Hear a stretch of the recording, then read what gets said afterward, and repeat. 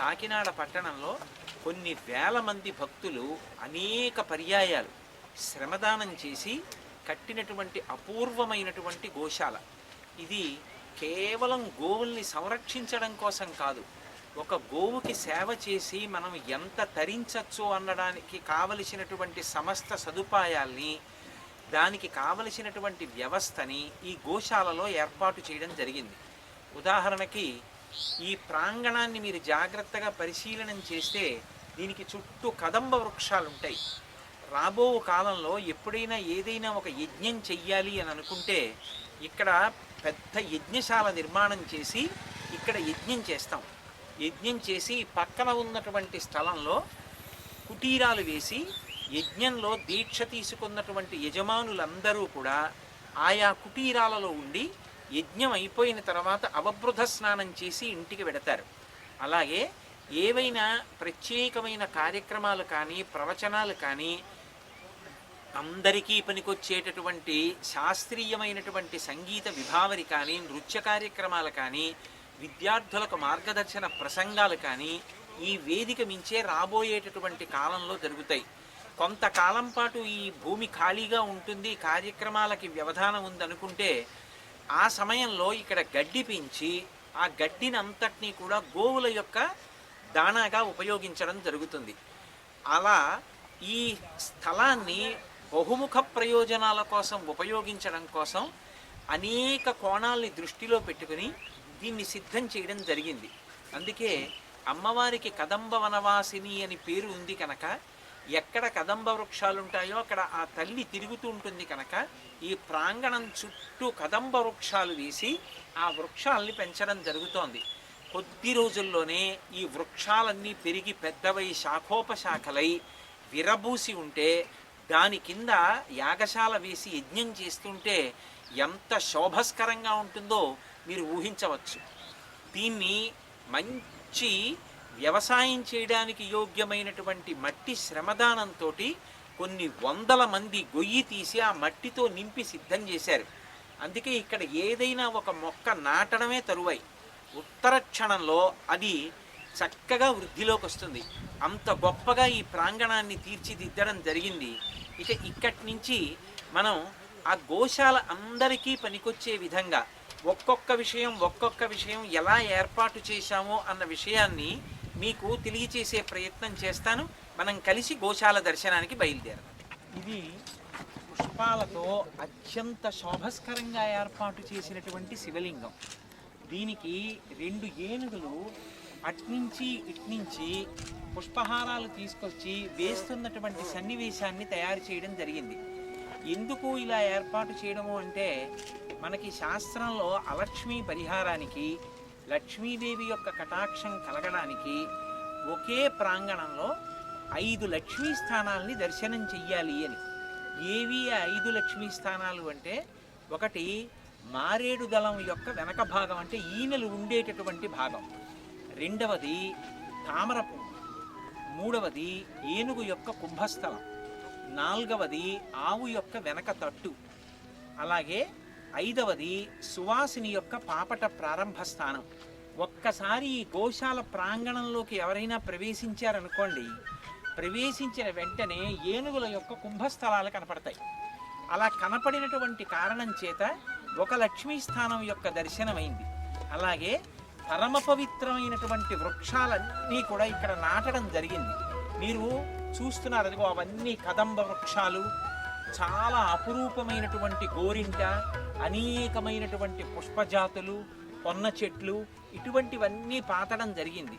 ఇక్కడికి రాగానే ఇలా ద్వారంలోంచి ప్రవేశించగానే మొట్టమొదటి లక్ష్మీస్థాన దర్శనం అవుతుంది.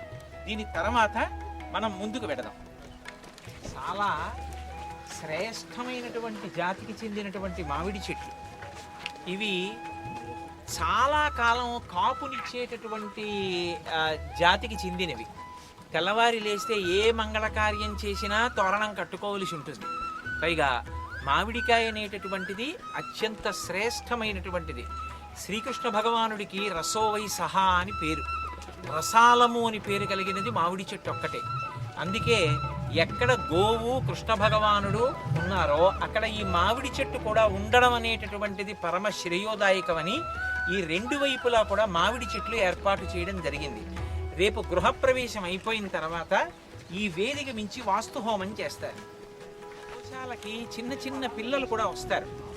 వాళ్ళకి కూడా భాగవతం లాంటి ఉత్కృష్టమైనటువంటి గ్రంథం, అందులో ఉండేటటువంటి గోవర్ధనోద్ధరణం, గోవింద పట్టాభిషేకం, ఇలాంటి విషయాల మీద ఒక చక్కటి అవగాహన కోసం గోవర్ధనోద్ధరణాన్ని పిల్లలు చూసి సంతోషించేటట్టుగా ఏర్పాటు చేయడం జరిగింది. చక్కగా చెట్టుతోటే ఒక గిరిస్వరూపాన్ని తయారు చేసి కృష్ణ భగవానుడు ఒక్కసారి ఆ కొండని ఎత్తి పట్టుకునేటప్పటికీ అప్పటి వరకు స్థిరంగా ఉన్న కొండ కదిలిపోయేటప్పటికీ మీరు గమనించి ఉంటారు. ఆ కొండలో ఉన్నటువంటి పాములు అవన్నీ కూడా బయటికి వచ్చేసి తేళ్ళు ఇవన్నీ తిరుగుతున్నాయి. కృష్ణుడు గోవర్ధనోద్ధరణం చేసినప్పుడు ఆ ఏనుగులు, ఆవులు, దూడలు, గోపాల బాలురు, గోపకాంతలు, నెమళ్ళు అన్నీ ఆయన చుట్టూ చేరి ఉన్నాయి. ఆ విషయాన్ని రేపొద్దున్న ఇక్కడికి పిల్లలు వచ్చినప్పుడు ఎంతో సంతోషంగా ఇది ఏమిటి అని అడిగితే ఆ పిల్లలకి గోవిందనామం ఎలా వచ్చిందో, ఆ గోవింద పట్టాభిషేకం, గోవర్ధనోద్ధరణం ఎలా జరిగిందో చెప్తుంటే వాళ్ళు చూసి సంతోషించడం కోసం ఇలా ఏర్పాటు చేయడం జరిగింది. అలాగే మీరు గమనించి ఉంటారు, ఇది ఒక ప్రత్యేకమైనటువంటి జాతికి చెందినటువంటి గడ్డి. ఇది ధవళేశ్వరంలో ఉన్నటువంటి నర్సరీల్లో లభిస్తుంది. ఇది బాగా చీకటి పడిన తర్వాత చాలా గొప్పగా మెరుస్తుంది. నీళ్లు పోసినప్పుడు ఆ నీటి బిందువులు వీటి మీద పడితే ఆ బిందువులు చివర్లకి తగిలి పరమ శోభస్కరంగా అందులోంచి కాంతులు వస్తాయి. అటువంటి గడ్డి ఈ వేదిక చుట్టూ కూడా ఏర్పాటు చేయడం జరిగింది. అలాగే లోపల ఉన్నటువంటి గోవులన్నీ కూడా తినడం కోసం కావలసినటువంటి గోగ్రాసాన్ని అంతటినీ కూడా ఇక్కడ సిద్ధం చేసి నిల్వ చేసి ఆ గోవులకి ఏర్పాటు చేయడం జరుగుతుంది. భాగవతంలోను ఇతర పురాణాల్లోనూ ఒక విశేషాన్ని చెప్తారు. మనకి ఏ కాలమునందైనా ఏ దేశమునందైనా సరే ఆరాధన చేయడానికి కొన్ని కొన్ని భగవత్ స్వరూపాలు అన్ని వేళలా సిద్ధంగా ఉంటాయి. అటువంటి వాటిలో సూర్య భగవానుడు, ఆకాశం, నీరు, అగ్నిహోత్రం, రసలింగం, అలాగే దారుమూర్తి, లోహమూర్తి, హిరణ్మయమైనటువంటి లింగం ఇవన్నీ చెప్పబడతాయి. కానీ అవి ఏవి కూడా తులాభారం వెయ్యకూడదు. అగ్నికి తులాభారం లేదు, జలానికి తులాభారం లేదు, భగవన్మూర్తికి తులాభారం లేదు. కానీ అటువంటి పరబ్రహ్మస్వరూపాలలో తులాభారం వెయ్యడానికి యోగ్యమైనదిగా చెప్పబడినది గోవు ఒక్కటే. ఆ గోవుకి తులాభారం వెయ్యడం విషయంలో దానికి కించిత్ కూడా ఖేదం కలగకుండా తులాభారం వెయ్యాలి. అందుకే మీరు గమనించి ఉంటారు, పెద్ద పెద్ద తొట్లతో కూడుకున్నటువంటి తులాభారాన్ని ఏర్పాటు చేశాం. ఇందులో ఆ గోవు అక్కడ ఉన్నటువంటి ఆ చెక్క మెట్ల మించి లోపలికి ఎక్కుతుంది. ఇది కిందకి దిప్పుతారు. యువతల వైపు ఉన్నటువంటి తొట్టి కిందకి దిగుతుంది. దిగినప్పుడు దాని మించి గోవు లోపలికి వస్తుంది. ఇక్కడ పచ్చి గడ్డి ఉంటుంది. ఆ గోవు చక్కగా ప్రశాంతంగా గడ్డి తింటూ ఉంటుంది. అవతల వైపు బెల్లం గడ్డలతో కానీ పచ్చిగడ్డి, ఎండుగడ్డి, తౌడు, చిట్టు ఇటువంటి వాటితో తులాభారం వేస్తారు. అటువైపు ఉన్న బరువుతో సమానంగా ఈ గోవు కొద్దిగా పైకి లేచి పైన ఉన్నటువంటి ఆ సూచిక దానితో సమానంగా తూయడం పూర్తయింది అని చెప్తుంది. అప్పుడు ఈ పదార్థాన్ని గోశాలకు ఇచ్చేస్తారు. ఈ పదార్థాన్ని అంతటినీ కూడా గోవులు తింటాయి. గోవుకి తులాభారం చెయ్యడము అంటే అపురూపమైనటువంటి విశేషంగా చెప్తారు. ఒక ఊళ్ళో గోశాల ఎందుకు కట్టాలి అంటే పరబ్రహ్మస్వరూపాలలో తులాభారం వెయ్యడానికి యోగ్యమైనటువంటిది గోవు ఒక్కటే కనుక గోవునొక్కదాన్ని తులాభారం వేస్తే ఇంకా దానితో సమానమైనటువంటి పుణ్యం ఇంకొకటి ఉండదు. పైగా ఆ పదార్థం మళ్ళీ గోవులకు గ్రాసంగా వెళ్ళిపోతుంది. గ్రహదోషాలు ఉన్న వాళ్ళు ఉంటారు. వాళ్ళు ఆయా గ్రహములకు ఏ ధాన్యాన్ని తప్పకుండా దానం చెయ్యాలో దానితో తులాభారం వేస్తారు. ఉదాహరణకి ఏదో రవి సంబంధంగా, సూర్య సంబంధంగా జాతకంలో ఎక్కడైనా దోషం వచ్చిందనుకోండి, గోధుమలతో తులాభారం వేసుకుంటారు. శనీశ్చర గ్రహంతో అనుకోండి, నల్ల నువ్వులతో తులాభారం వేస్తారు. అదే ఏదో కేతుగ్రహానికి సంబంధించి అనుకోండి, అప్పుడు మినువులతో వేస్తారు. రాహుగ్రహానికి అయితే ఉలవలతో వేస్తారు. వేసి వాటిని గోశాలకి ఇస్తారు. గోవులు ఈ పదార్థాన్నంతటినీ ప్రతిరోజు దానాలో ఇస్తారు. గోవు తిన్నది అంటే 33 కోట్ల మంది దేవతలు స్వీకరించినట్టే. అంత గొప్ప స్వరూపం గోవు. అందుకే ఆ గో తులాభారాన్ని ఇంత అద్భుతంగా ఈ గోశాలలో ఏర్పాటు చేయడం జరిగింది. దానికి కించిత్ కూడా ఖేదం కలగకుండా అవతల వైపు నుంచి ఎక్కితే యువతల వైపు నుంచి దిగిపోవడానికి రెండు వైపులా కూడా దాని డెక్కలకి కానీ దానికి కానీ ఇబ్బంది కలగకుండా ఉండే రీతిలో ఏర్పాటు చేయబడినటువంటి వాలుబలలు మీరు చూసి ఉంటారు. అటువంటి వ్యవస్థని ఏర్పాటు చేయడం జరిగింది.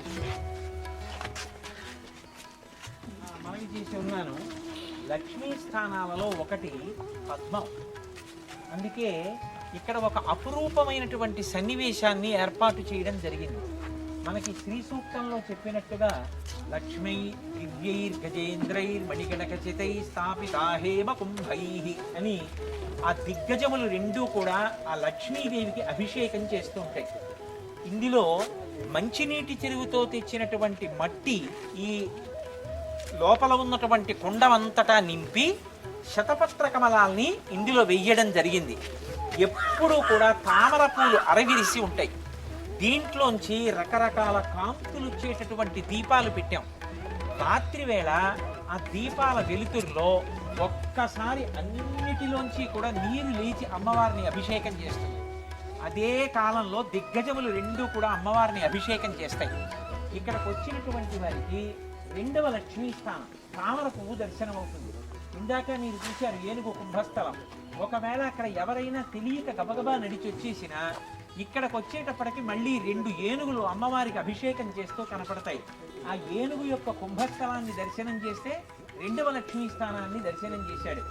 ఈ నీటిలో ఉన్నటువంటి తామర పూలని చూసిన కారణం చేత మూడవ లక్ష్మీ స్థానాన్ని దర్శనం చేశాడు.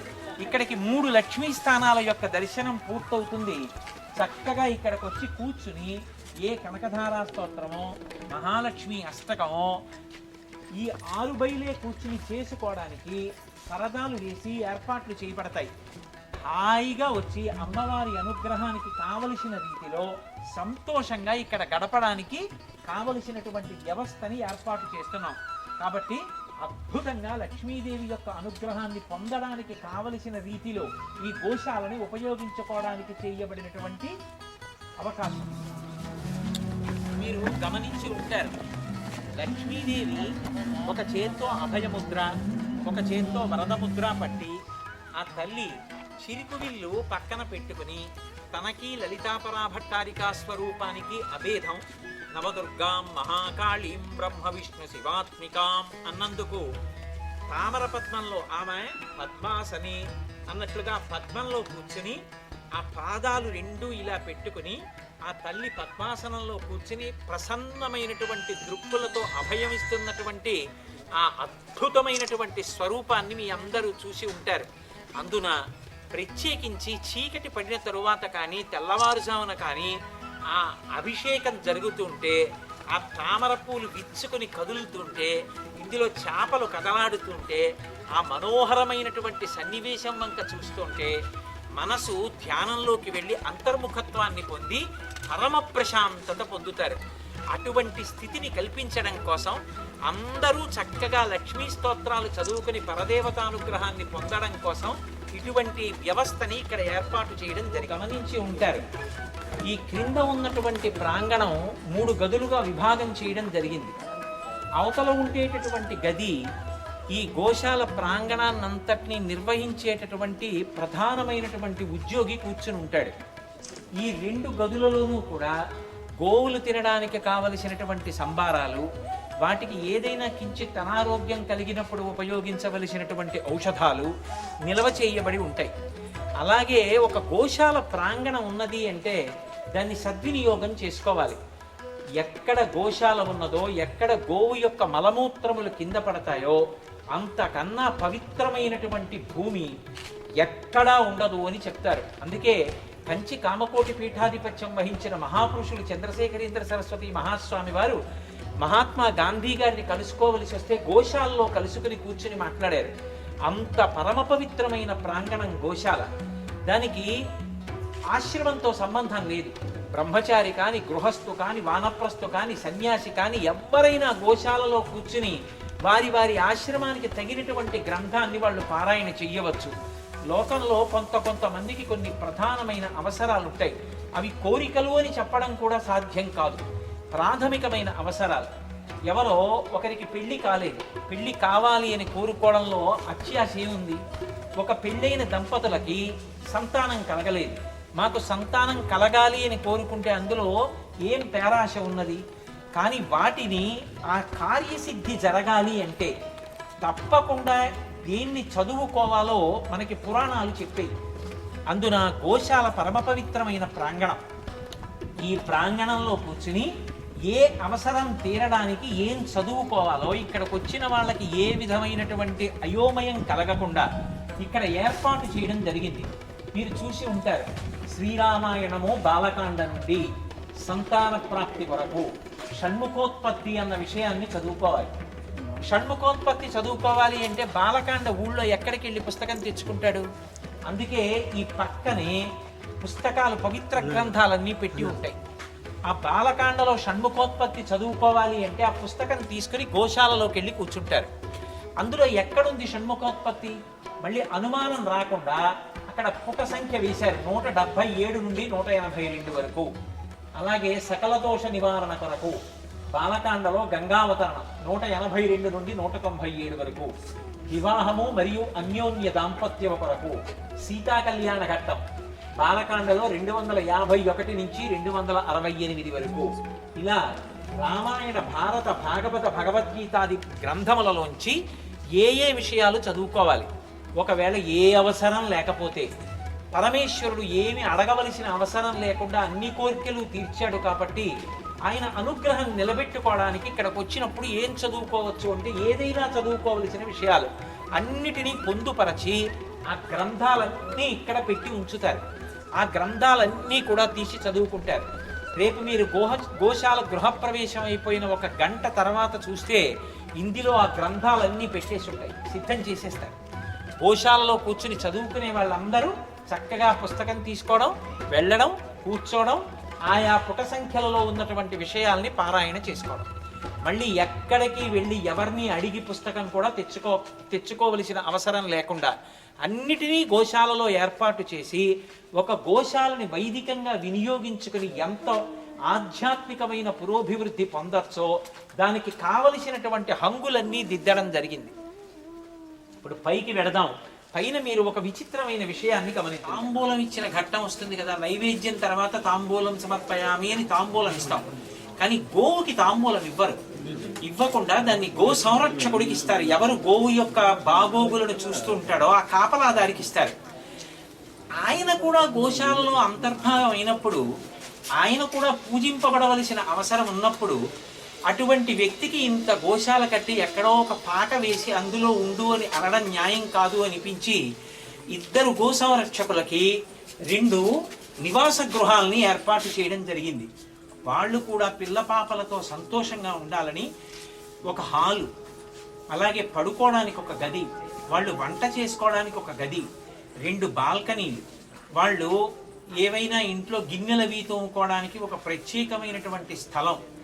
ఇందులో విశేషం ఏమిటంటే హాల్లో వేసేటటువంటి కుర్చీలు, వాళ్ళ పడక గదిలో మంచాలు, పరుపులు, తలగడ నీళ్లు, వాళ్ళ ముఖ్యమైనవి పెట్టుకోవడానికి ఒక పెట్టె, దానికి ఒక తాళం కప్ప, అలాగే వాళ్ళు వంట చేసుకోవడానికి కావలసిన చెంచా దగ్గర నుంచి గ్యాస్ సిలిండర్ వరకు పొయ్యి అన్నీ కూడా ఏర్పాటు చేసి ఇందులో అద్దె కానీ విద్యుత్ వాడుకున్నందుకు కావలసినటువంటి డబ్బు కానీ ఏమీ పుచ్చుకోకుండా వాళ్ళు ఇలా గోశాలలో గోసేవ చేయడానికి వచ్చిన దగ్గర నుంచి జీతం కాకుండా వాళ్ళు పరమ సౌకర్యంగా ఉండడానికి అన్ని వస్తువులతో, వాళ్ళు కట్టు బట్టలతో వస్తే చాలు, వాళ్ళకి కావలసినటువంటి బియ్యం, కూరలు, పప్పులు, డబ్బాలు, చెంచాలు, పటకారా దగ్గర నుంచి ఇందులో ఏర్పాటు చేస్తున్నాం. రేపు గృహప్రవేశం అయిపోయిన 1 గంట తర్వాత మీరు చూడండి, ఇందులో అన్ని వస్తువులు ఏర్పాటు చేసేస్తారు. అలా 2 గదులు ఏర్పాటు చేయడం జరిగింది. రండి ఇప్పుడు మనం ఆ నివాస గృహంలోకి వెళ్ళిపోవడానికి ఒక కబోర్డు, వాళ్ళు సంతోషంగా ఉండడానికి ఫ్యాన్లు, లైట్లు, ఇక్కడ కావలసినటువంటి మంచాలు, పరుపులు, తలకడ దిండు, కుర్చీలు అన్నీ కూడా రేపు పొద్దున్న గృహప్రవేశం అవగానే ఏర్పాటు చేస్తారు. అలాగే వాళ్ళ పిల్లలు ఇబ్బంది పడవలసిన అవసరం లేకుండా వాళ్ళకి చక్కగా ఒక స్నానాల గది, మరుగుదొడ్డి అన్నీ ఏర్పాటు చేయడం జరిగింది.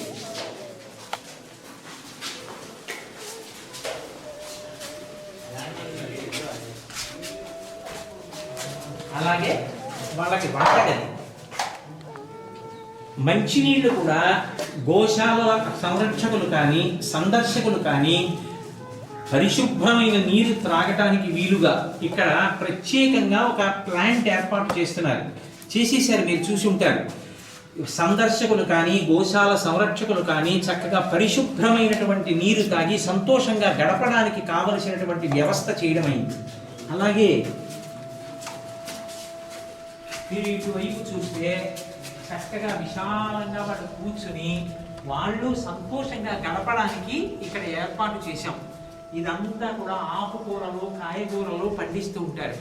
వాళ్ళు ప్రతిరోజు ఇక్కడే పండించినటువంటి ఆకుకూరలు, కాయగూరలు తింటూ సంతోషంగా వాళ్ళు జీవించాలని. అలాగే వాళ్ళ పిల్లలు ఎంత ఉన్నత విద్యలు చదువుకున్నా సరే వాళ్ళు ఒక్క నయా పైసా ఖర్చు పెట్టవలసిన అవసరం లేకుండా వాళ్ళ పిల్లల్ని చదివించడానికి, వాళ్ళ పిల్లల పెళ్లిళ్ళు చేయడానికి కూడా ఈ గోశాల యొక్క ట్రస్ట్ బోర్డు వాళ్ళు నిర్ణయం తీసుకుని వాళ్ళ పిల్లల్ని చదివించి పెళ్లిళ్ళు చేయడానికి కూడా ఏర్పాట్లు చేస్తున్నారు. ఉంటారు.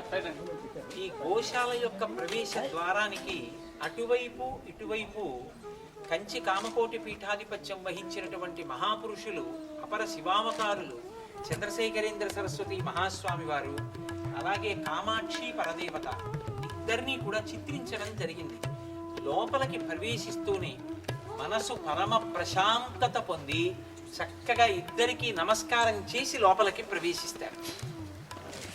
ఈ గోశాల నిర్మాణంలో తీసుకున్నటువంటి ఒక ప్రత్యేకమైన జాగ్రత్త, దీన్ని వైదికంగా ఎంత పరిపుష్టం చేశామో మీరు గమనించి ఉంటారు. మీరు గమనిస్తే ఈ గోశాల లోపలంతా కూడా పల్లెటూరు వాతావరణం ఏర్పాటు చేసి పేడతో అలికినట్టుగా చేసి దాని మీద ముగ్గులు పెట్టి ఇక లోపలికి కుర్చీ తెచ్చుకోక్కర్లేదు. చుట్టూ పల్లెటూరులో ఉన్నట్టుగా అరుగు ఏర్పాటు చేశాం. కూర్చోగలిగిన వాళ్ళు ఆ క్రింద కూర్చుంటారు, దానికి కావలసినటువంటి ఆసనం వేస్తారు. కింద కూర్చోలేని వాళ్ళు ఆ అరుగుల మీద కూర్చుంటారు. అరుగుల మీద కూర్చుని ఉంటారు. ఇక్కడ గోవుల్ని కడతారు. ఇదిగో ఈ గోవుల్ని కట్టేటటువంటి అమరికి దీనికి గోవుని కడతారు. సాధారణంగా సిమెంటుతో చేసినటువంటి తొట్టె వాడితే ఆ గోగ్రాసం ఒక 2 రోజులు 3 రోజులు అయిపోయిన తర్వాత తడితో కలిసి కుళ్ళిపోయి చాలా దుర్గంధం వస్తూ ఉంటుంది గోశాల. దాని చేత అనేకమైన పురుగులు బయలుదేరుతాయి. అందుకే గోవులు తినేటటువంటి ప్రదేశం కనుక అది అమరికగా ఉండాలని మీరు అనేక గోశాలలో గమనించి ఉంటారు. ఇది సిమెంటుతో కడితే ఒక ప్రమాదం ఉంది. గోవు ఆడుకోవడం కోసం ఏం చేస్తుందంటే 2 కాళ్ళు ఎత్తి ఆ తొట్టి మీద వేసి చూసి అది పక్క గోవులతో కుమ్ముకోవడం అవి చేస్తాయి. అలా జరగకుండా ఉండాలి అంటే ఇది జారుగా ఉంటే గోవు దాని మీదకి లెక్క పెట్టదు. ఇది శుభ్రంగా ఉంటుంది. అందుకే స్టెయిన్లెస్ స్టీల్తో చేసినటువంటి తొట్లు ఏర్పాటు చేశాం. ఇప్పుడు వీటికి ఈ లోపల రంధ్రాలు ఉన్నాయి ఓ పక్కకి. దీన్ని గొట్టం పెట్టి నీళ్లు పోసి కడిగేస్తే ఎక్కడ ఒక మినప గింజ కూడా లేకుండా కడిగేసేయచ్చు. దీనికి కావలసినటువంటి తూములు మీరు చూసుకుంటారు. ఎక్కడికక్కడ నీళ్ళన్నీ కూడా బయటికి వెళ్ళిపోతాయి, నిలవ ఉండవు. ఈ నేల గరుకుగా ఉంటుంది కాబట్టి గోవు జారదు. ఒక బల్లపరుపుగా ఏటవాలుగా ఉంది కనుక గోవు మూత్ర విసర్జన చేసిన లేకపోతే గోవుని కడిగిన ఆ నీరు వెంటనే వెళ్ళిపోతుంది. మనకి గో సంరక్షణలో ఒక ప్రత్యేకమైన నియమం చెప్తారు. బయట చాలా విపరీతమైన ఎండగా ఉంటే గోవుకి కనీసం 4 మాటలు స్నానం చేయించాలి. అలా స్నానం చేయించాలి అంటే ఆ స్నానం అన్ని మాటలు చేయించినటువంటి నీళ్లు బయటికి వెళ్ళిపోవాలి. అలా వెళ్ళిపోవడానికి కావలసిన వ్యవస్థ ఉండాలి. అందుకే దానికి చుట్టూ కూడా చక్కటి తూము ఏర్పాటు చేయడం జరిగింది. గోవు మూత్ర విసర్జన చేసిన ఒక్క చుక్క నీరు కూడా నిలబడదు, కిందకి వెళ్ళిపోయేటట్టుగా ఏర్పాటు చేశాం. గోవుకి చాలా చాలా బాధాకరమైన విషయం ఏమిటంటే దానికి గంగడోలు దురద పెడితే ఆ దురద పెట్టినప్పుడు గోక్కోలేదు. ఎందుకని అంటే వెనక తోక అందదు, కొమ్ముతో అది గోక్కోలేదు. అందుకే మనకి పురాణంలో విశేషం ఏమిటంటే గోవుకి చేసేటటువంటి సేవలో చాలా చాలా గొప్ప సేవ ఏమిటి అంటే గరుకు స్తంభం వేస్తారు. గరుకు స్తంభం ఎంత గొప్పదని చెప్తారంటే ఆవుకి కంటి కింద దురద పెట్టింది అనుకోండి, అప్పుడు అది ఈ గరుకు స్తంభానికి వేసి కంటిని ఎంత ఒత్తిడితో రుద్దుకోవాలో అలా రుద్దుకుంటుంది. అది గంగడోల్ని కానీ లేకపోతే దాని యొక్క దవడల్ని కానీ రుద్దుకున్నప్పుడు ఎన్ని వెంట్రుకలు కింద పడతాయో అన్ని వందల సంవత్సరాలు పితృదేవతల్ని నరకం నుంచి ఉత్తీర్ణుల్ని చేసి స్వర్గలోకానికి పంపుతారు అని ఈ గరుకు స్తంభానికి అంత విశేషం ఉంది. గోవు పరదేవతా స్వరూపం. అందరు దేవతలు గోవుని ఆవహించి ఉంటారు. అధికార భేదం లేకుండా అందరూ ముట్టుకుని ప్రత్యక్షంగా సేవించడానికి పరదేవత ఈ భూమి మీదకి వచ్చి తిరుగుతున్న రూపమే గోమాత యొక్క స్వరూపం అని మనకి శాస్త్రాలు చెప్తున్నాయి. గోవు పరదేవత అయితే ఈ గరుకు స్తంభాన్ని శివలింగ స్వరూపంగా మార్చాం. అప్పుడు పార్వతీ పరమేశ్వరుల యొక్క దర్శనాన్ని చేసినట్టే. ముట్టుకోవలసిన అవసరం లేకుండా గోవు దగ్గరికి రావక్కర్లేదు. వెనక గట్టు ఉంటుంది కాబట్టి గోవు అటు రాదు. అదేం పెద్ద పులి కాదు, దూకదు. ఆ గట్టుకి అవతల నిలబడి అలా చుట్టూ ప్రదక్షిణం చేస్తే గోవుల యొక్క సమూహానికి అంతటికీ కూడా గోకులానికి అంతటికీ ప్రదక్షిణం చేసినట్టే. కింద కూర్చోలేని వాళ్ళు అరుగు మీద కూర్చుని చదువుకుంటారు. ఇలా లోపలికి వస్తే ఇక్కడ ఒక ప్రత్యేకమైనటువంటి స్థలం ఏర్పాటు చేయడం జరిగింది. రేపు ఏదైనా ఇక్కడ ఒక గొప్ప ఉత్సవం చేస్తున్నాం అనుకోండి, భక్తులందరూ వచ్చి చుట్టూ కూర్చుని నిలబడి చేస్తారు. ఈ లోపల వైదిక బృందం అంతా నిలబడుతుంది. మంత్రభాగం చెప్పే వాళ్ళందరూ చుట్టూ నిలబడతారు. అభిషేకం చేయడానికి ఆ పక్కన ఉన్న మెట్లు ఎక్కుతారు. మీరు గమనించి ఉంటారు, ఇక్కడ కృష్ణ పరమాత్మ పక్కన సమంత తాముగా నీరు పైకొచ్చి ఆయన్ని అభిషేకం చేయడానికి ఏర్పాట్లు చేశాం. ఆ నీళ్లు వస్తాయి. ఇక్కడ నిలబడి పంచామృతాలతో ఆయనకి అభిషేకం జరుగుతుంది. పరమమండల స్వరూపంగా ఈ తులసి కోటలన్నీ ఆయన చుట్టూ పెట్టబడి ఉంటాయి. అలాగే బయట గోశాల చుట్టూ తులసి చెట్లు ఉంటాయి. ఇక్కడికి వచ్చిన వాళ్ళు కొంతసేపు సేవ చెయ్యాలనుకుంటే చక్క తులసి కోట్లకి నీళ్లు పోస్తారు. కొన్ని తులసీ దళాలు పోసి స్వామి పూజకి ఇస్తారు. ఇంకా ఓపిక ఉన్న వాళ్ళు ఆ తులసి దళాలు దండ కడతారు. ఆ దండ స్వామివారి మెడలో వేస్తారు. ఇంకా గోసేవ చెయ్యాలనుకున్న వాళ్ళు గోవుల్ని కడుగుతారు. పృష్ఠభాగాలకి పసుపు రాస్తారు. అలాగే చక్కగా గోవు వెనక నిలబడి గో పూజ చేసుకుంటారు. ఎవ్వరూ గోవుని ముట్టుకోవడం కానీ గోవుకి క్లేశం కల్పించవలసిన అవసరం కానీ ఉండదు. అలాగే రేపు ఎవరైనా ఒక పీఠాధిపతి వచ్చారనుకోండి, మా అదృష్టం కొద్దీ ఏ కంచికామకోటి పీఠాధిపతిలో శృంగగిరి పీఠాధిపతిలో ఈ ప్రాంగణానికి వచ్చారనుకోండి, వారు తిన్నగా ఇలా లోపలికి వచ్చేస్తారు. ఈ గేట్లు దాటి వారు ఇక్కడ నిలబడి అభిషేకం చేస్తుంటే వైదిక బృందం అంతా నిలబడి మంత్రభాగం చేస్తుంది.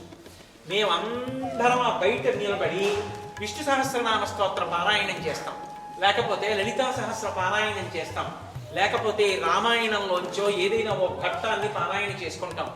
ఇంకా సంతోషం కలిగిందనుకోండి, ఏ గోవర్ధనోద్ధరణమో మంచి రోజుల్లో భాగవతమో చెప్పుకోవాలనిపించింది అనుకోండి, నేను వెళ్ళి ఆ మెట్టు మీద కూర్చుని చెప్తూ ఉంటాను. అందరూ అర్ధచంద్రాకారంగా చక్కగా చుట్టూ కూర్చుని ప్రవచనాన్ని వింటూ ఉంటారు. గోశాలలో రామాయణ భారత భాగవతాలు చెప్పుకోవడం కన్నా వినడం కన్నా అదృష్టం ఏముంటుంది? ఇన్ని ఆవులు ఇన్ని దూడలు ఉండగా చక్కగా వాటి వెనక నిలబడి పరమ సంతోషంగా అందరూ కూడా పురాణ ప్రవచనాన్ని వింటారు. అలాగే మీరు గమనించి ఉంటారు, లోపలికి రాగానే మనసు తనంత తానుగా ప్రశాంతత పొందడానికి కృష్ణ సంబంధంగా ఉట్టులు కట్టి ఆ ఉట్టుల నిండా వెన్న పెట్టి అలాగే మంచి మంచి పుష్పగుచ్చాలు వేలాడ తీసి ఆయన చుట్టూ గొప్ప పుష్పమాలతోటి ఒక అమరికని పెట్టి అసలు లోపలికి రాగానే ప్రతి విషయము భగవత్ సంబంధంగా ఇలా కన్ను తీసి కన్ను మూస్తే అబ్బా ఇది శివలింగాకృతిలో ఉందే, అలా స్టెయిన్లెస్ స్టీల్ డబ్బా ఎందుకు పెట్టారు, ఈ గరుకు స్తంభం ఎందుకు, ఈ ముగ్గులు ఇలా ఎందుకు పెట్టారు, ఓ ఇలా కూర్చోవచ్చు, ఇక్కడికి కుర్చీ అక్కర్లేదు, కృష్ణ భగవానుడు ఎంత బాగున్నాడో అని మారి మారి మారి మారి భగవంతుడి మీద దృష్టి నిలబడేటట్టు లోపల చాలా మెల్లగా భగవత్ సంబంధమైన భజనలు వినపడుతుంటే ఆ భజనలు వింటూ చక్కగా కాసేపు ఏ విష్ణు సహస్రమో చదువుకోవడానికి ఏర్పాట్లు చేయడం జరిగింది. అలాగే గోపూజకి కావలసిన సంబారాలన్నీ కూడా ఎక్కడికో వెళ్ళక్కర్లేదు, ఈ లోపలే 4 బీరువాలు ఏర్పాటు చేశారు. ఆ 4టిలో గోపూజకి కావలసిన సంబారాలన్నీ ఉంటాయి. గోపూజ చేసుకోవాలనుకున్న వాళ్ళు అందులోంచి ఆచమన పాత్ర, కలశ పాత్ర, అక్షతలు, పసుపు అవి తీసుకుని గోవు వెనక నిలబడి చక్కగా పూజ చేసుకుంటారు. మాకు పూజ చేసుకోవడం రాదు అంటే వైదిక సహాయం అందించడానికి ఇక్కడ ఒక బ్రాహ్మణుడు ఉంటాడు, ఆయన ఉండి గోపూజ చేయిస్తాడు. అలాగే ఎవరైనా గ్రహదోషాలు ఉన్న వాళ్ళు నవధాన్యాలని వాళ్ళ పేరు మీద రోజు గోవులకి నైవేద్యం పెట్టించి వీటిలో వేసి గోవులు తినే ఏర్పాటు చేస్తారు. గోవు తింటే పరదేవత తిన్నట్టే. దాని వలన అవతల గోసేవ జరుగుతుంది. మనిషి ఇంత యాంత్రికమైన జీవనంలో ఒక్కసారి ఈ ప్రాంగణంలోకి ప్రవేశిస్తే పరమ ప్రశాంతత పొంది సంతోషంగా వైదికంగా జీవనం చేసి ఒక ఆవుని దర్శనం చేసి దాన్ని పోషించి దాన్ని సేవించి ఎంతటి అభ్యున్నతిని పొందొచ్చో అంత అభ్యున్నతిని పొందుతాడు. అందుకే మనకి శాస్త్రంలో గోధనం అంటారు. గోధనం అన్న మాట ఎందుకు వచ్చిందంటే, ధనము అన్న మాటకు అర్థం ఏమిటంటే ఒక పని జరిగేటట్టుగా చెయ్యగలిగినది. గోవుని సేవించడం పరబ్రహ్మాన్ని సేవించడం. ఈశ్వరుడి అనుగ్రహం కలిగితే ఒక కార్యము ఎలా సాఫల్యమవుతుందో ఒక గోవు యొక్క అనుగ్రహం చేత కూడా కార్యం అలా సాఫల్యమవుతుంది. అందుకే ఇంత అందమైనటువంటి గోశాలని మనసులు అంతర్ముఖత్వాన్ని పొంది అది పరమ ప్రశాంతత పొందేటట్టుగా ఇక్కడ ఏర్పాట్లు చేయడం జరిగింది. రాబోయే కాలంలో ఇక్కడ జరిగేటటువంటి అనేకమైన వైదిక కార్యక్రమాల చేత ఈ ప్రాంగణం అంతా మారుమోగిపోయి పరమ ప్రశాంతతకి మారుపేరుగా మారాలి అని మనందరం కోరు. ఒక తొట్టెలో నీళ్లు పోస్తారు, 2 తొట్లలో దాణా వేస్తారు. ఆవులు అటు ఇటు ఇక్కడ కట్టి ఉంటాయి. దానికి కట్టేటటువంటి పలుపు దానికి తగినట్టుగా కడతారు. అందులోనూ ఇందులోనూ దాణా తింటుంటాయి. దాహం వేస్తే మళ్ళీ ఎవరో వచ్చి నీళ్లు పోయడం కాదు, వెంటనే ఈ మధ్యలో ఉన్న తొట్టెలో ఉన్న నీళ్లు తాగుతాయి. ప్రతిరోజు 2 పూట్ల ఇవి కడిగేయడానికి నీరు వెళ్ళిపోవడానికి చక్కటి వ్యవస్థ చేయడం జరిగింది. అవి పరమ ప్రశాంతంగా ఇక్కడ జీవనం చేయడానికి అవకాశం కల్పింపబడింది. మీరు అటువైపు నుంచి గోశాలలోకి ప్రవేశించేటప్పుడు ఒకవైపు జగద్గురువులు, ఒకవైపు కంచి కామాక్షి పరదేవత ఉన్నారు. అలాగే ఎవరైనా ఇలా ప్రదక్షిణం చేసి ఒకవేళ ఇలా లోపలికి ఎడుతున్నారనుకోండి, ఒక యజ్ఞశాలలో పెడుతున్నట్టు, ఇక్కడ మనసుకి ఆహ్లాదం కలిగి చిన్నపిల్లలైనా సరే చూసి కిలకిలా నవ్వేటట్టుగా కృష్ణ సంబంధమైన 2 చిత్తరులను ఏర్పాటు చేయడం జరిగింది. ఇక్కడ అల్లరి చేస్తున్న కృష్ణుడు పాలు ఆవుని పితికి తాగడం కాదు, ఒక చిన్న ఆవుని పైకెత్తి దాని పితుకులు నోట్లో పెట్టుకు తాగేస్తున్నాడు. అది చూడగానే చిన్నపిల్లలతో ఇక్కడికి వచ్చిన వాళ్ళు ఆ సన్నివేశాన్ని చూసి నవ్వుకుని లోపలికి వెళ్ళి ఆ కృష్ణుడిని ఆవుల్ని చూసినప్పుడు ఎంత సంతోషాన్ని పొందుతారో మీరు ఆలోచించండి. అందుకే ఇటువైపు పాలు తాగుతున్న కృష్ణుడు, అటువైపు గోవర్ధనోద్ధరణం చేస్తున్న కృష్ణుడు. గోవిందేతి సదా స్నానం అని గోవింద నామం చెప్పినంత మాత్రం చేత పవిత్రులం అవుతాం. గోవిందనామాన్ని ప్రచారం చేసిన మహాపురుషుడు శంకర భగవత్పాదుడు. భజ గోవిందం భజ గోవిందం గోవిందం భజ మూఢమతే. ఆ శంకర భగవత్పాదులు సంతోషించాలని ఇదిగో చక్కగా ఇలా గోవర్ధనోద్ధరణాన్ని ఇటువైపు, అలాగే ఆవు పాలు తాగుతున్న కృష్ణుడిని ఒకవైపు ఏర్పాటు చేయడం జరిగింది. ఈ భవనం పేరు చూసి ఉంటారు. ఈ భవనం పేరు శ్రీ గురు కృప. అంటే మేము ఇవాళ గోవుని పరదేవతా స్వరూపంగా సేవించి ఇటువంటి అభ్యున్నతిని పొందగలుగుతున్నాము అంటే దానికి గురువులు చెప్పినటువంటి మంచి మాటలు కారణం. ప్రత్యేకించి గోసేవ విషయంలో అనితర సాధ్యమైనటువంటి సేవ చేసిన మహాపురుషులు పరమాచార్య స్వామి, ఆ మహాస్వామి వారి యొక్క అనుగ్రహం. అలాగే శృంగగిరి పీఠాధిపతులు ఎంత గోసేవ చేశారు, ఎంత గోపూజ చేస్తారు. ఆ గురువులందరి అనుగ్రహంతో ఈ గోశాలకి పరిపాలన చేస్తున్నామని పరిపాలనా మండలి ఇందులో సమావేశం అవుతుంది. అందుకే ఈ ప్రాంగణానికి గురు కృప అని పేరు పెట్టుకున్నారు. అలాగే రేపు గృహప్రవేశం అయిపోయిన ఒక గంట తర్వాత మీరు మళ్ళీ చూస్తే దీని స్వరూపం అంతా మారిపోతుంది. ఇక్కడ పాలక మండలి సమావేశం అవుతుంది. ఈ సమావేశం అయ్యేటప్పుడు పైన శ్రీ గురు కృప అని పేరు పెట్టినందుకు ప్రతి పైసా కూడా గోశాలకి, గోవుల యొక్క వృద్ధి కొరకు, అందరి యొక్క ఆధ్యాత్మిక అభ్యున్నతి కొరకు మాత్రమే ఖర్చు పెడతాము అని చెప్పి వాళ్ళు మనసులో సంకల్పం చేసుకోవడానికి ఇక్కడ చంద్రశేఖరేంద్ర సరస్వతి మహాస్వామి వారి మూర్తి ఆ వీధికి వీధికి వస్తుంది. ఇక్కడ ట్రస్ట్ బోర్డు పాలక మండలి సమావేశాలు జరుగుతాయి. రేపటి రోజున గృహప్రవేశం అయిపోగానే స్వామివారి మూర్తిని పెట్టేస్తారు. ఇక్కడ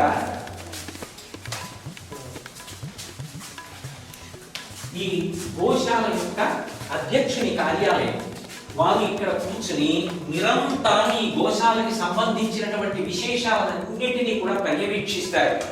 శ్రీ బుర్రా ఆంజనేయ కామరాజు గారిని వారు అపారమైనటువంటి సేవాధురీలు. వారే ఈ గోశాలలో ఉండి సేవ చేసేటటువంటి గో సంరక్షణ చేస్తున్నటువంటి వారి పిల్లల్ని కూడా ఉచితంగా ఇంజనీరింగ్ చదివించడానికి కూడా మానసికంగా సిద్ధపడినటువంటి ఉదాహరణ ఆ ఆంజనేయ కామరాజు గారిని ఒక్కసారి మీకు పరిచయం చేస్తాను. వారే గోశాల పాలక మండలి అధ్యక్షుడు.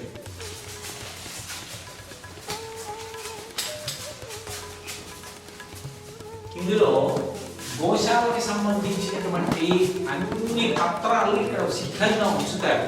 రేపు పొద్దున్న ఎవరైనా సరే వచ్చి ఈ గోశాల యొక్క ఆదాయ వ్యయ వివరాలు అవి తెలుసుకుందాం అనుకున్నా, ఎవరైనా ప్రభుత్వాధికారులు పరిశీలించినా అన్ని వేళలా పరమ పారదర్శకంగా అన్ని రికార్డ్స్ కూడా ఇక్కడ సిద్ధంగా ఉంచడం జరుగుతుంది. ఇక్కడ ఒక ఉద్యోగి కూర్చుని అన్ని వేళలా వాటిని అందుబాటులో ఉంచుతాడు. ఒక గోవు విశేషమైనటువంటి క్లేశాన్ని పొందేది ఎప్పుడు అంటే అది బిడ్డకి జన్మనిచ్చేటప్పుడు.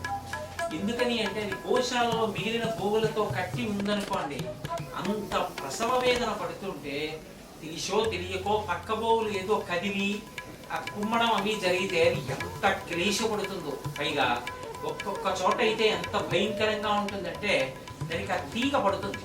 ఆ మావి బయటకు వస్తున్నప్పుడు కుక్కలు వెంటపడతాయి. దూడ ఏ రాత్రి 1 గంటకో 2 గంటలకో పుట్టింది అనుకోండి, ఆ మావితో పాపం ఆవు అలా ఉంటుంది. ఈ లేగ దూడ తెలియక అటు ఇటు వెడుతూ ఉంటుంది, ఆవు నాపుకుంటుంది.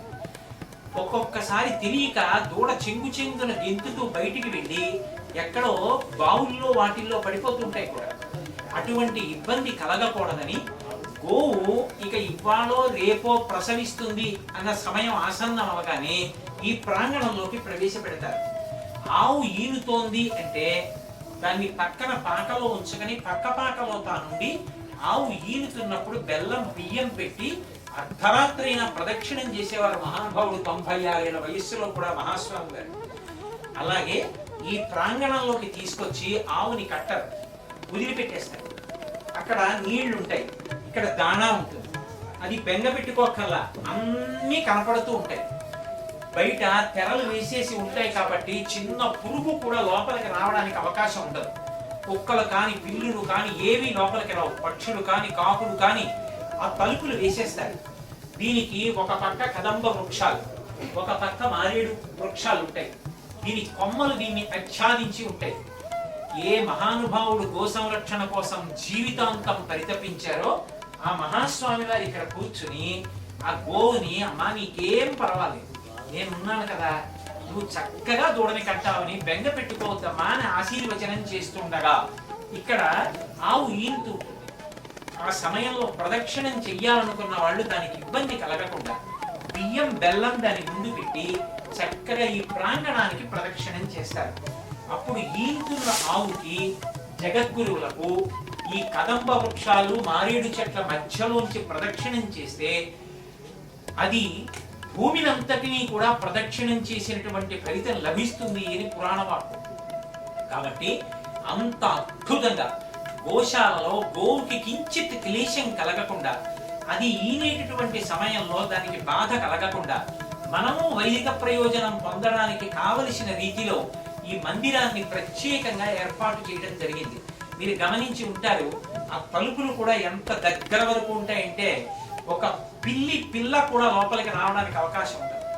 దానికి పుట్టిన దూడ గురించి బెంగుండదు. దాని మావిని నాలుకతో నాకి శుభ్రం చేసుకుని దాని దూడని చూసుకొని పొంగిపోతుంది. చక్కగా అది పరమ ప్రశాంతపడి దాని మావి కడిగి తుడిచేసే వరకు, అది స్వస్థత పొంది మళ్ళీ గోవుల మధ్యలోకి వెళ్ళి నిలబడగలిగే వరకు అది ప్రశాంతంగా ఉండడానికి ఈ వ్యవస్థ ఏర్పాటు చేశాం. దీని చేత మహాస్వామి సంతోషించాలని, భక్తులందరూ వైదిక ప్రయోజనాన్ని దానికి ఇబ్బంది కలగకుండా తీర్చుకునే అవకాశం పొందాలని ప్రత్యేకం ఈ మందిరం ఏర్పాటు చేయడం జరిగింది. ఇవి మారేడు చెట్లు. ఈ మారేడు చెట్టుకి ఈ ఈనెలు ఉన్నాయే, ఇది లక్ష్మీ స్థానం. ఇది ఇలా బోర్లా పడింది అనుకోండి, జ్ఞాన కటాక్షం. ఈ ప్రాంగణంలోకి ప్రవేశించగానే నేను పూర్వం మీకు కొన్ని లక్ష్మీ స్థానాలు చెప్పాను. ఏనుగు కుంభస్థలం, పద్మం, అలాగే ఆవు యొక్క వెనక తట్టు, మారేడు దళం. ఇక్కడికి 4 స్థానాలు అయిపోయాయి. ఎప్పుడూ ఇక్కడ సువాసినులు తిరుగుతూనే ఉంటారు. అథవా ఆ గోశాలలో సేవ చేసేటటువంటి వారి భార్య ఉంటుంది, ఆవిడ సువాసినే కనుక ఆవిడ పాపట ప్రారంభ స్థానం చూస్తే 5వ లక్ష్మీ స్థానం చూసినట్టు. ఒక్కసారి ఈ ప్రాంగణంలోకి వచ్చిన వాడు 5 లక్ష్మీ స్థానాల్ని దర్శనం చేస్తాడు. అలాగే ఈ ప్రదక్షిణం చేసేటప్పుడు చక్కగా పగటిపూట అయితే స్పర్శనం అని మారేడు చెట్టుని ఒక్కసారి ముట్టుకోవచ్చు. ముట్టుకొని ఇక్కడ జగద్గురువులు ఉంటారు. జగద్గురువులు ఈంతున్న ఆవు రెండిటితో కలిపి ఈ కదంబ వృక్షాల కింద నుంచి ప్రదక్షిణం చేస్తాడు. కదంబ వనవాసిని అని, కదంబం ఎక్కడుంటే అక్కడ అమ్మవారు ఉంటుంది. అందుకని పరదేవత బాలాస్వరూపంలో తిరుగుతుంటుంది. పైగా ఈ పక్కనే అమ్మవారి దేవాలయం ఉంది. అటువంటి ప్రాంగణంలో ఈ కదంబ వృక్షాల కింద నుంచి, మారేడు చెట్ల కింద నుంచి ప్రదక్షిణం చేస్తారు. ఇలా ప్రదక్షిణం చేయడానికి చేసినటువంటి గట్టు ఏర్పాటు.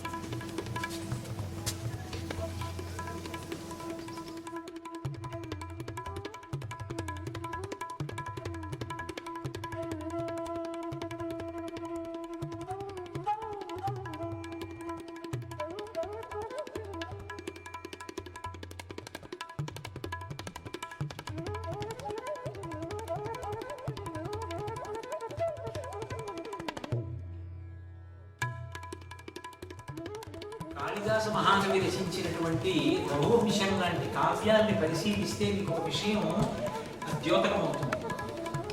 ఆవుని సేవించడం, అందులో దంపతులుగా సేవించడం పరమ అదృష్టం. ఒకప్పుడు సంతానం కలగకపోతే దిలీప మహారాజు గారు తన భార్యతో కలిసి నందినీ ధేనువుని సేవించాడు. అలా ఎప్పుడైనా ఎవరైనా ఒక రోజు ఈ ప్రాంగణంలో ఉండిపోయి గోసేవ చేసుకుందాం అనుకున్నారు అనుకోండి, వాళ్ళు మళ్ళీ ఎక్కడో ఉంటే ఈ ప్రాంగణానికి రావడం కష్టం అవుతుంది. అందుకే ఇంత దూరం వచ్చి వెళ్ళవలసిన అవసరం లేకుండా ఒక రోజు మేము ఉండి గోసేవ చేసుకుంటామన్న వాళ్ళకి ఈ ప్రాంగణాన్ని అంతటినీ కూడా ఇస్తారు. ఈ హాల్లో చక్కగా ఒక టేబుల్, కుర్చీలు ఏర్పాటు చేస్తారు. ఆయన భార్య గారు వారికి కావలసినటువంటి వంట చేసి పెట్టడానికి ఇక్కడ గ్యాస్ పొయ్యి, సిలిండరు, ఈను, పప్పులు అన్నీ కూడా ఏర్పాటు చేస్తారు. ఆ దంపతులు ఇక్కడ ఉండి చక్కగా వంట చేసుకుని తింటారు. పైగా ఇక్కడే పొలంలో ఉన్నటువంటి కాయగూరలు కొనుక్కుని ఇక్కడే వండుకుని తిని కిందకి వాళ్ళు ఎలా సేవ చేయాలనుకుంటే అలా చక్కగా గోసేవ చేయవచ్చు. అలాగే ఆ వచ్చినటువంటి దంపతులు రాత్రి విశ్రాంతి తీసుకోవడానికి ఇది ఏర్పాటు చేయడం అయింది.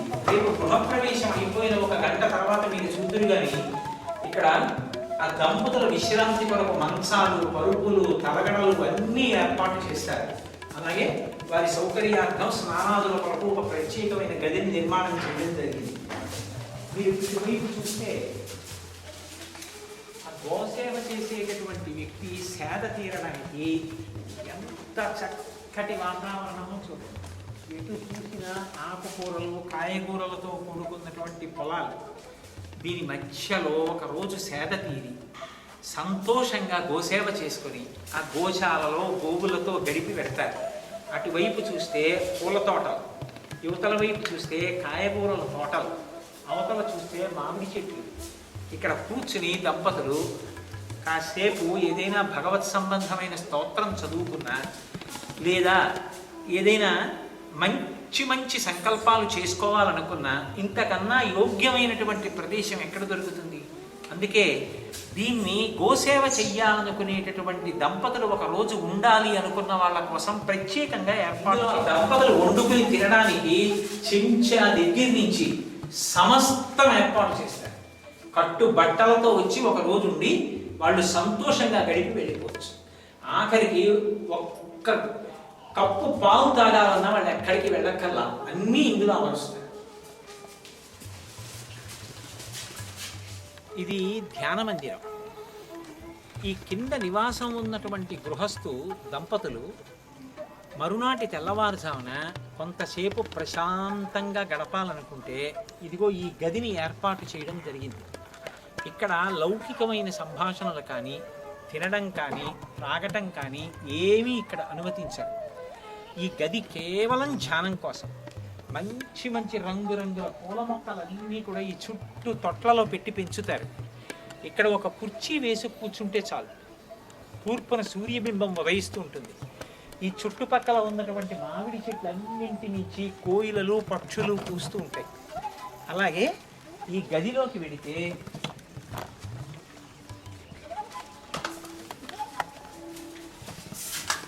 ధ్యానానికి పరమయోగ్యం దక్షిణామూర్తి స్వరూపం యొక్క గొప్ప ఆయిల్ పెయింట్ ఇక్కడ పెట్టబడి ఉంటుంది. రేపు గృహప్రవేశం అయిపోయిన తర్వాత ఇక్కడ ఒక దీపం వెలుగుతూ ఉంటుంది, ఆ చివరి నుంచి ధూపం వస్తూ ఉంటుంది. ఇవి అద్దాల తలుపులు చిన్న పురుగు కూడా రాకుండా ఈ తెరలతోటి వేసేసి ఉంటాయి. ఎర్ర తివాచి వేసి దర్భాసనాలు వేస్తారు. వాటి మీద కూర్చుని దక్షిణామూర్తి వంక చూస్తూ పరమ ప్రశాంతంగా ధ్యానం చేసుకోవచ్చు. పరమ నిశ్శబ్దంగా ఉంటుంది. అందున తెల్లవారుజాము సమయంలో బ్రాహ్మీ ముహూర్తంలో ఇక్కడ కూర్చుని ధ్యానం చేసుకుంటుంటే ఎంత సంతోషంగా ఉంటుందో.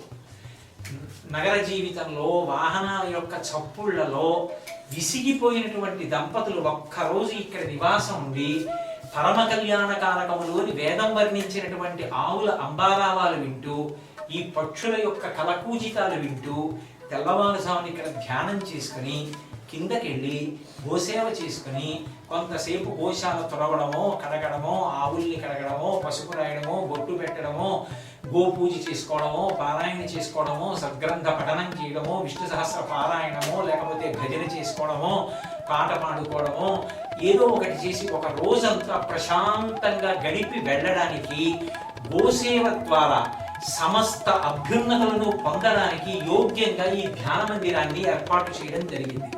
చక్కగా దీన్ని సద్వినియోగం చేసుకొని ఈ ప్రాంగణం ద్వారా అందరూ అన్ని రకాల ప్రయోజనాలు పొందడానికి అనువుగా సిద్ధం చేయడం అయింది.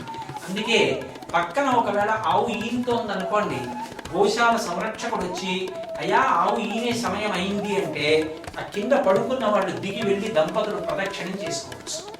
4 అడుగులు కూడా ఎక్కువ దూరం నడవక్కర్లేదు.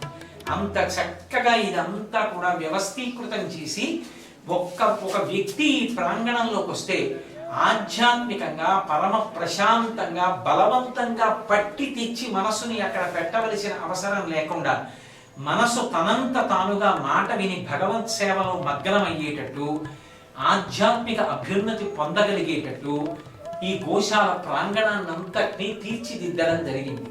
కాబట్టి ఇది ఇవాళ మీకు అందరికీ చూపించి వివరించడం. దానికి ఏ ఇబ్బంది కలిగింది అన్నది ఆ పరీక్ష చేయడానికి వైద్యుడికి అవకాశం కలుగుతుంది. అందుకని గబుక్కుని దానికి ఏదైనా అనారోగ్యం చేస్తే చూడడం కోసమని ఈ వ్యవస్థ కూడా అనారోగ్యంగా ఉన్నది దూరంగా పెడితే ఎక్కడికి వెళ్తుంది పాపం, అందుకని పక్కనే పెట్టారు. అది వచ్చి వైద్యం చేయించుకోవడానికి వీలుగా ఈ ఏర్పాటు చేయడం జరిగింది. అక్కడికి వెళ్ళిపోవాలి.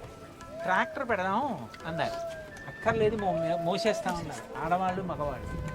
ఆ రోజు నేను మర్చిపోను, చీకటి పడిపోయింది. ఇంతంత రాళ్ళు, సిమెంట్ రాళ్ళు ఇలా చేతుల మీదకి ఎత్తుకుని ఇలా ఒకళ్ళు నించుంటే ఇలా ఒకళ్ళు నించున్నారు. ఇలా అందుకని ఇలా తిరిగి ఇలా ఇస్తే, ఇలా అందుకని ఇలా ఇస్తే చేతుల మీద రాళ్ళన్నీ వెళ్ళిపోయిన తర్వాత నేను చూస్తే చాలామంది చేతులన్నీ బొబ్బలెక్కిపోయి, అయినా వాళ్ళు బాధపడలేదు. చాలు మేము గోశాలకి చేశామని చేశాం. అంత సంతోషంగా చేసి ఏ భేదాలు లేకుండా 9:30 వరకు చేసి 9:30కి చేతులు కడుక్కుని అంతా మట్టి రాళ్ల మీద రప్పల మీద కూర్చొని గిన్నెలో ఇడ్లీలును పచ్చడి తీసుకొస్తే అందరూ పట్టుకుని తిని చేతులు కడుక్కుని ఆఫీసుకి వెళ్తారు, ఇంట్లోకి వెళ్ళి స్నానం చేసి. మరిచిపోమమ్మా ఈ గోశాల కట్టింది, అంత కష్టపడి కట్టిన గోశాల. అది స్ఫూర్తిదాయకం అవ్వాలని చెప్పి నేను అందరికీ ఇచ్చాను.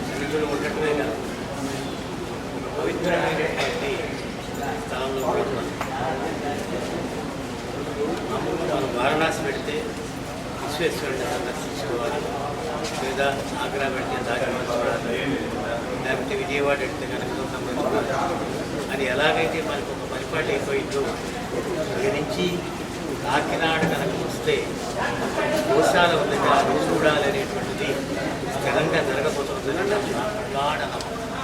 ఎందుకంటే ఇది ఎంతో ఉన్నత స్థాయిలో అనేకమైనటువంటి వైదిక ధర్మాలని అనుసరించి చేస్తున్నటువంటి మహాపుణ్యక్షేత్రంగా మారబోతోంది అనేటువంటి నమ్మకం నాకు కలిగింది.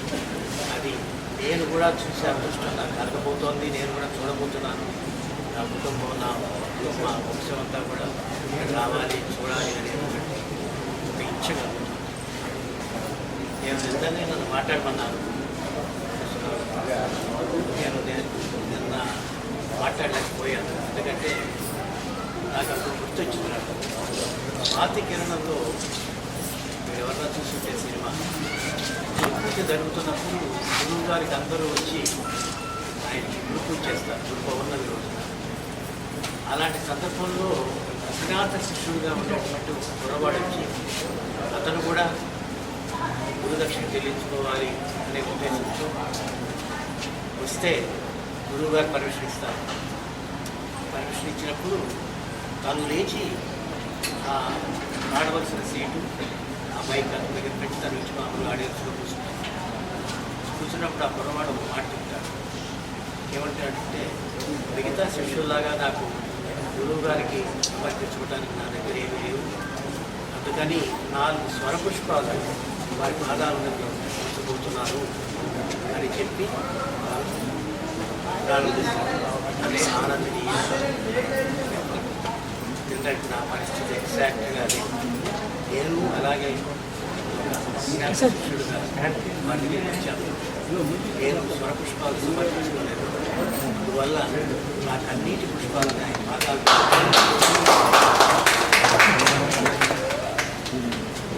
ఎందుకంటే ఇది కూడా యోగం అంటే తప్ప ఏమి కాదు.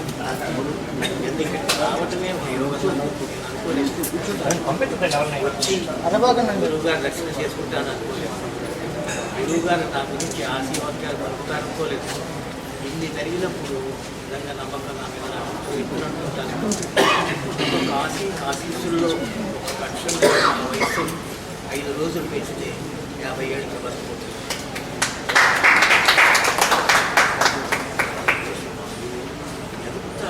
ఎంత విషంతో కట్టారు చూడండి.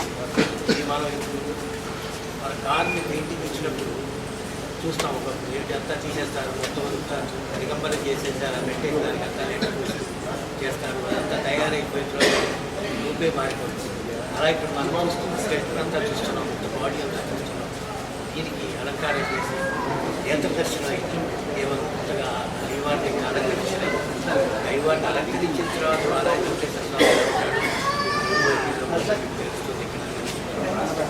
సంవత్సరం లోపల తనవనం అంటారు, మరి ఏమంటారు, మరి ఏమంటారు, అలాంటివి ఎన్ని విచిత్రాలు, ఎంత విచిత్రం కూడా అనుకోవట్లేదు. ఇంకేదన్నా మాట ఏదన్నా మంచి మాట ఉంటుంది.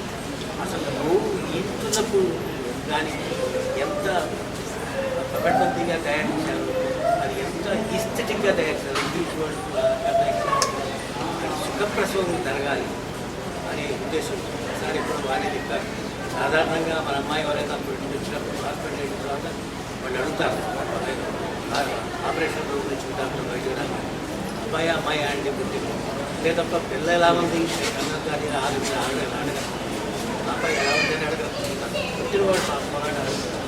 అట్లాగే ఇక్కడ తల్లి విచారించడానికి ఆ మందిరం కట్టినట్టు ఆవిడ ఒక్కటి కాదు మర్చిపోతుంది. మళ్ళీ ఒక ఉత్సాహంతో ఇవన్నీ క్రోడీకరించి ఇట్లాంటి సదుపాయాలతో జనరంజకంగా ఉండేటువంటి ఒక పదార్థం తయారైతే బాగుంటుందా ఇక్కడే కూర్చుని ఆలోచించడం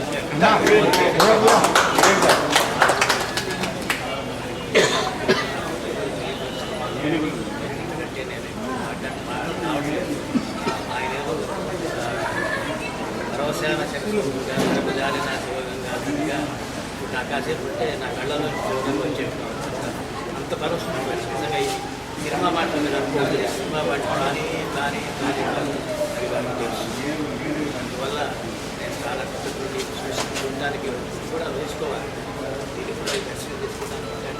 పుణ్యక్షేత్రాలు పూర్తిగా ఇది కూడా ఒక గొప్ప పుణ్యక్షేత్రం మీద బాగుపోతాం. నాకు గట్టి నమ్మకం.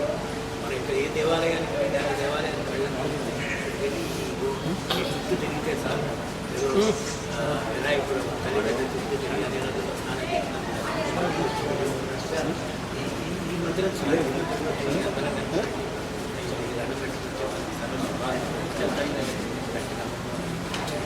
రూపొందించిన ఇది నిర్వహిస్తున్న నిర్వాహకులకు